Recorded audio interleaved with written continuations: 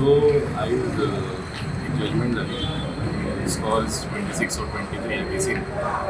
एक संशयित accused Nabakumar Sardar. The guy is Mr. DJ1 judge त्याच्या acquittal दिला. त्याचे रेप चार्जेस असलेले आणि किडनॅपिंग चार्जेस असलेले. सो त्यातून त्याला acquittal दिला. 2023 अरेस्ट केलं होतं आणि गेले 3.5 वर्ष भितरच असतात. चार्जशीट झाली 2023 त्याच्या पहिली तो अरेस्ट झाला for at least 3.5 years he is inside.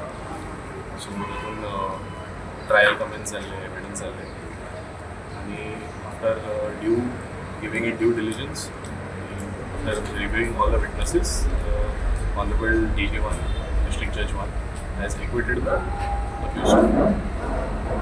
So Nabakumar Sardar is basically a victim of a false case, a false rape case and a false kidnapping case, which was proved in the court.